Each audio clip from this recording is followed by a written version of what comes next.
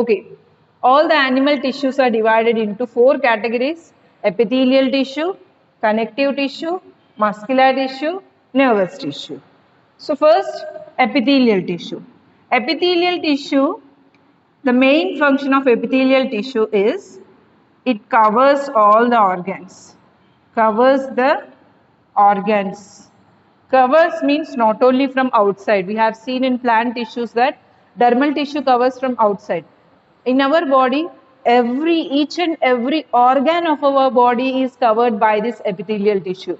Outermost covering skin is a part of epithelial tissue. And you take the internal organ, any internal organ. Heart is covered by epithelial tissue. Lungs are covered by epithelial tissue. Uh, Digestive system, you take small intestine, large intestine, all these parts are having one cover of epithelial tissue. And not only outer covering, outer as well as inner lining also. Inner lining in the sense, see, this is our mouth, outside we have skin, this is epithelial tissue. Inside buccal cavity, you can touch the inner side, that inner lining, that inner side of the mouth also is covered by again epithelial tissue. You take for heart, it is the same thing. For lungs, it is the same thing. The inner lining of these organs, not only heart, lungs, you take small ducts like even blood vessels. They have an inner lining of epithelial tissue, an outer lining of epithelial tissue. You take, for example, ureter, which is connecting our kidneys with our urinary bladder. That is also very thin tube. It is also having outer layer epithelial tissue, inner layer epithelial tissue. So this covering is not only limited to outer side, but also in the inner side, inner lining of each and every organ also is having this epithelial tissue. This is the first function. Second function, it is involved in secretion of, it can be enzymes, it can be other chemical substances called hormones. Okay, secretion of some chemical substances is there from there. So secretions means giving out. Our sweat is coming out of the body. That is called as secretion. Secretion of substances means from that cell or from that organ something will come out. Some chemical substance will come out. That is called as secretion. So the secretory substances are also secreted from epithelial tissue. Right? Now, there is separate name for these two. This epithelium which covers the organ is called as covering epithelium. Epithelium that covers the organs are called as covering epithelium. The epithelium that secretes substances are called as glandular epithelium. Glandular epithelium. Okay, so first we'll discuss the covering epithelium, then we'll go to glandular epithelium.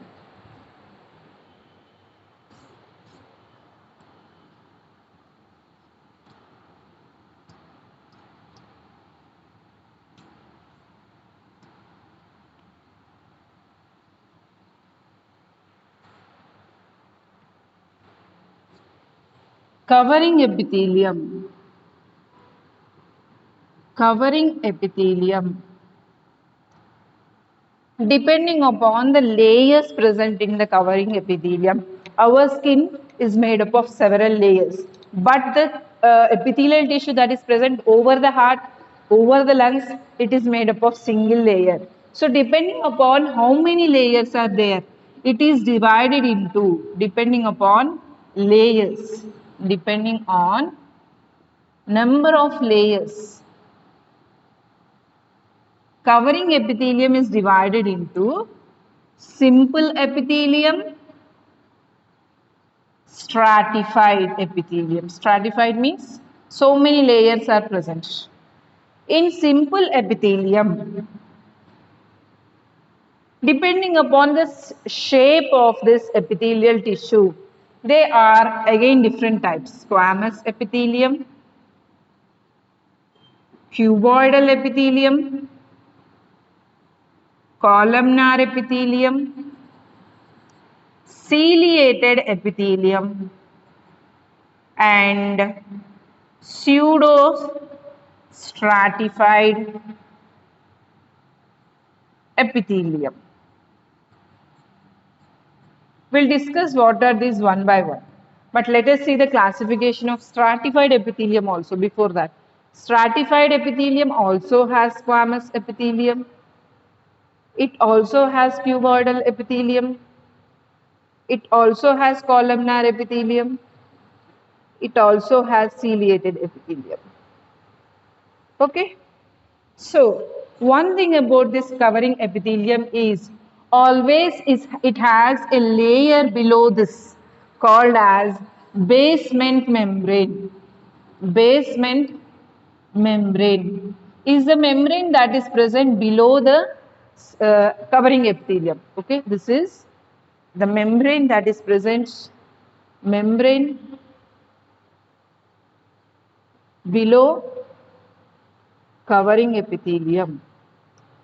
Covering epithelium.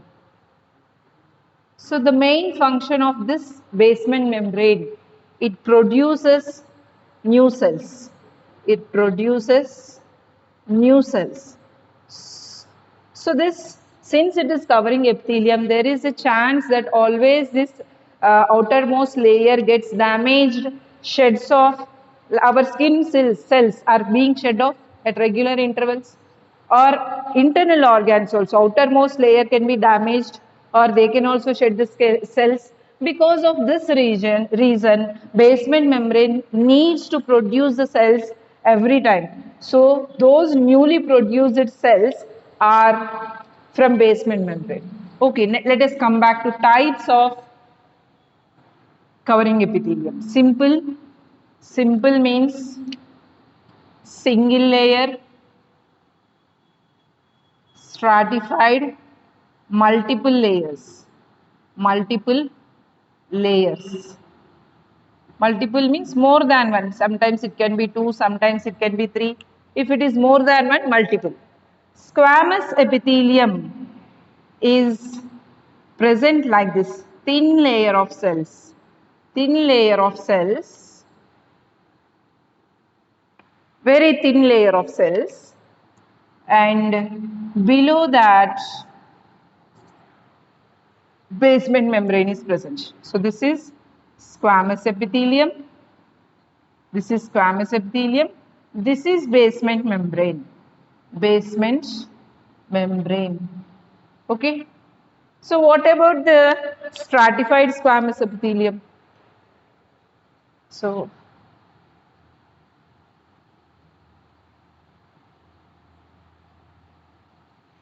stratified squamous epithelium has the same type of cells.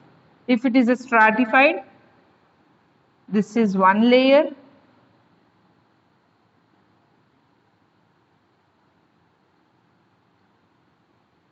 This is second layer.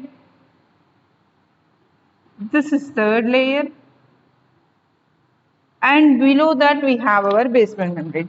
So there is no limit that only 3 should be there depending upon the tissue. 3 can be present, sometime only 2, sometime more than 3. Okay, this is a basement membrane. So what is the difference did you find between simple epithelium and stratified epithelium? One layer in case of simple, stratified more than one layers. The same for every type of cell. So this is first type of cell. Now let us see the second type, cuboidal epithelium.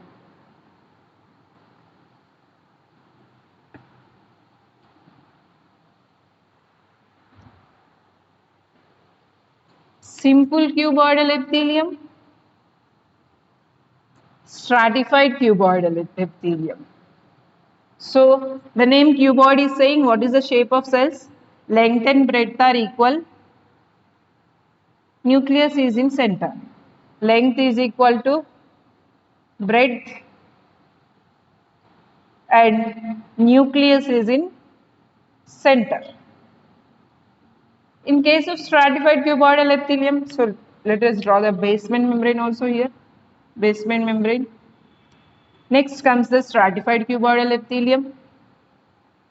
The same cube-shaped structures, length is equal to breadth. But these cells are arranged in layers. Nucleus is in center. Nucleus is in center, length is equal to breadth, and we have a basement membrane below that. Okay. Now, columnar epithelium. Let us see columnar epithelium.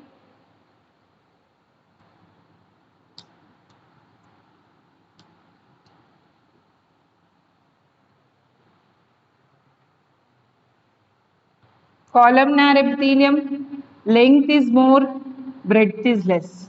Length is more, breadth is less. This type of epithelial tissue, where length is more and breadth is less, is called as columnar epithelium. Length more than breadth. Breadth is less. Nucleus is, what do you expect nucleus to be? It will be elongated like this. Nucleus is elongated. So in case of stratified epithelium also, the same thing, one first layer, second layer, third layer.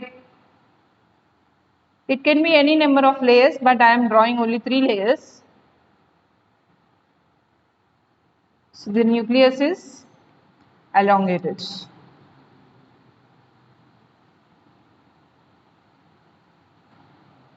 Below this we have basement membrane. Here we have basement membrane. So that is the difference between simple columnar epithelium and stratified columnar epithelium. Okay, this is columnar.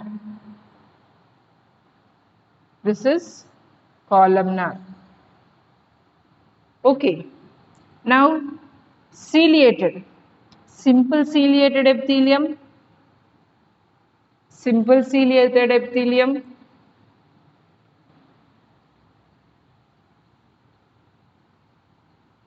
Or stratified ciliated epithelium.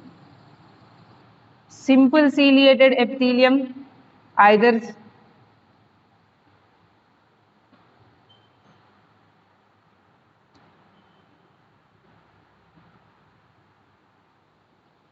in case of simple ciliated epithelium, cells can be either cuboid shaped or they can be in the columnar shape, and nucleus may be present like this in these cells, elongated in these cells, basement membrane is present. And here we can see that there are small hair-like structure called cilia. This small hair-like structure is the reason why they are called as ciliated epithelium. In case of stratified epithelium, we will not find this type of cuboidal epithelium which are having cilia. Only in case of stratified epithelium, columnar epithelium only have the cilia. So, columnar epithelium, nucleus, basement membrane, cilia. Okay. So what is the ciliated epithelium means? Has cilia on the exposed sides, outer side. That means this is the exposed sides for our skin. Heart outer side means outside it is exposed. Inner side means inside it is exposed. On the exposed side. Right? Now we have one extra in simple epithelium, that is pseudo-stratified. Pseudo means false. Stratified means present in the form of in many layers, multiple layers. So pseudo-stratified means the epithelial tissue which looks as if it is stratified. So let us see how it looks as if it is stratified.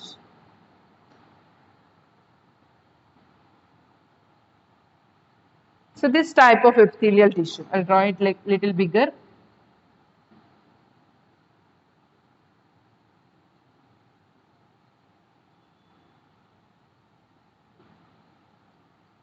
So this type of tissue is present. So this is one cell, this is one cell, this is one cell, this is one cell, this is one cell, this is one cell.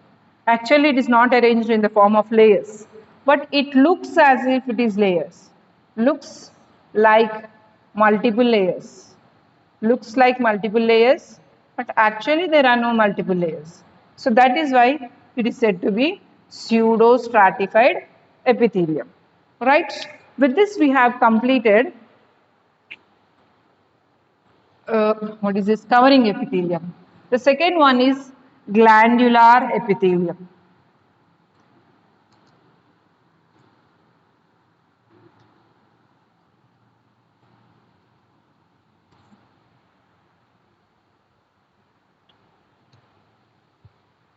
The epithelial tissue which secretes chemical substances are called as glandular epithelium. So they secrete substances. Secrete substances. They are classified in three different bases. One is based on their presence of duct. One classification is present based on number of cells. Another classification is there based on type of secretion. There is another classification. Okay, the same group can be divided into different categories based on based on what we have taken as a basis of classification. Suppose your classroom is there. In that, girls are there, boys are there, different rank students are there. If I want to classify your students based on gender, I can classify into girls and boys. If I want to classify based on grading, A grade, B grade, C grades. If I want to classify based on co-curricular activities, one is good at drawing, one is good at playing chess, one is good at playing kho-kho, kabaddi, whatever. So based on that also we can classify. So what is the basis we are taking, the same group can be divided into different categories. So same like that, glandular epithelium is classified on three bases. First, based on presence of duct. This is first classification of glandular epithelium. First, endocrine or ductless glands. Second, exocrine or duct glands. What is the difference? Let us take for example pancreas. In just near the duodenum we have this pancreas. Pancreas is having one pancreatic duct. So this is a duct gland. You take salivary glands. Salivary glands have one duct here, one parotid gland is there, Stenson's duct is there here, which opens into our mouth. Okay, we have sublingual glands that is present below the tongue. There also we have reninous duct. We have duct is present. So that type of duct glands which are having ducts are called as exocrine glands. Example, you can take salivary glands, lacrimal glands which secrete tears, etc. Now take for example, so since they have duct, they'll release their secretion directly in the point where it should be secreted. Saliva should be secreted in mouth, directly it will come into mouth. Pancreatic juice should be secreted in duodenum, directly it will enter into that. But you see the endocrine glands, for example, thyroid is a gland. Thyroid is a gland. It is not having any duct. There is no duct that is extending from thyroid to any part of the body. It is a ductless gland. How does it secrete the secretions? It releases. Every part of our body is distributed with blood vessels. So in thyroid also there are some blood vessels distributed. So these glands release their secretions directly into blood. Directly into blood.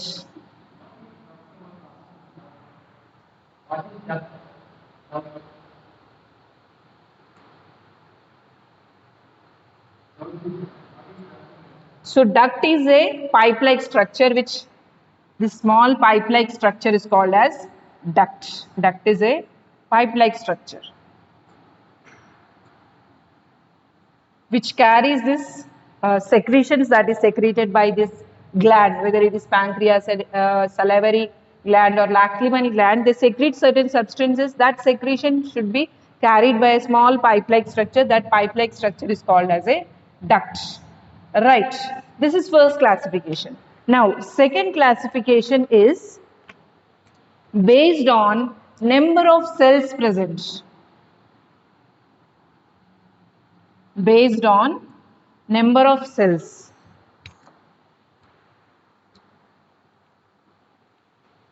Based on number of cells. Only two categories in this also. One is unicellular, second one is multicellular. Unicellular gland is only goblet cells. Goblet cells we have discussed in our digestive system. What do they secrete? Do anyone remember it? Goblet cells secrete. So goblet cells secrete mucus. Mucus producing cells that are present in the lining of the digestive system. We have discussed in chapter 1. Yeah, Sridham is right. Mucus is secreted by goblet cells. Remaining all the cells are multicellular, whether it is a endocrine gland or exocrine gland. Only goblet cells are unicellular. Remaining all glands are multicellular. Right, this is based on number of cells. Based on type of secretion, last classification. Based on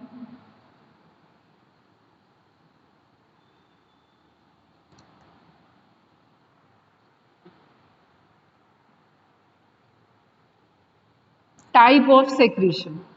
Based on type of secretion, these glandular epithelium are divided into holocrine, second one apocrine, third one merocrine. What is the difference? Let us take for example, this is one gland. So these are all the cells that are present in the glands.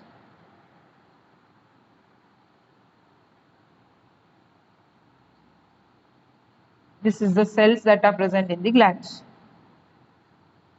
Each cell, this is the nucleus of each cell.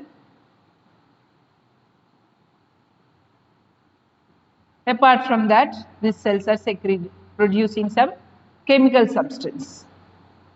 When the chemical substance is fully produced, so this is the, let us take for example, this is gland, these are the cells, and these cells are producing some substances.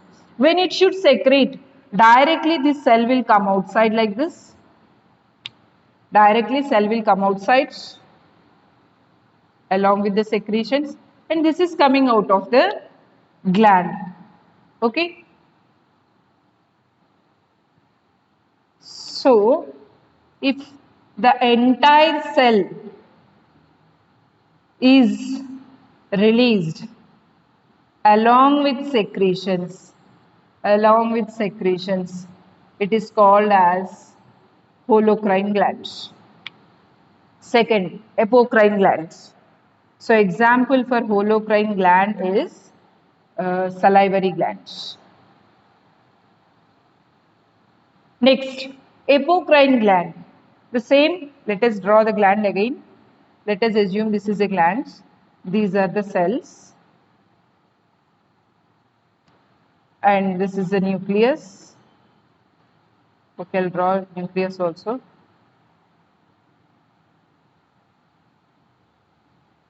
So these cells are producing certain secretions. They are produced inside the cells.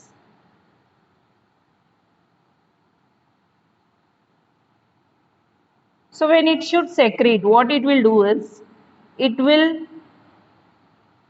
a small part of cell will load all these secretions into it, and this small part will be separated. Only this part will be separated.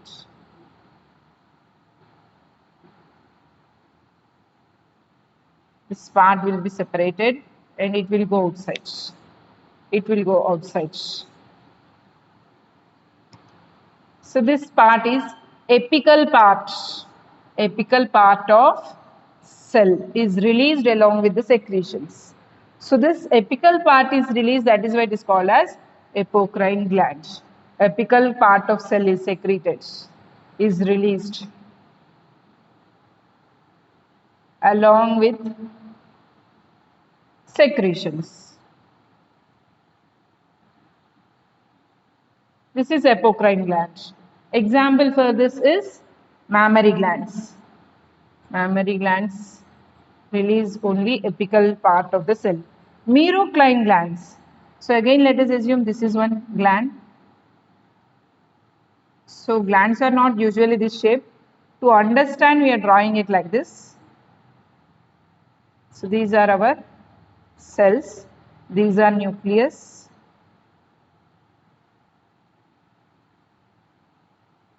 And these are the secretions that are produced inside these cells.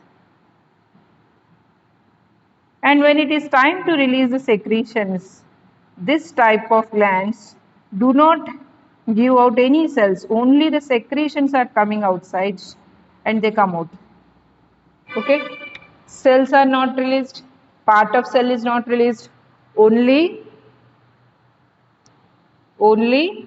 secretions come out.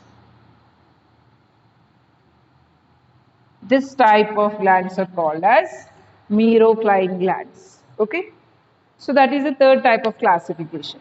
So with this, we have completed the complete epithelial tissue. Epithelial tissue covering epithelium completed, glandular epithelium completed. So with this, we have completed total epithelial tissue, right?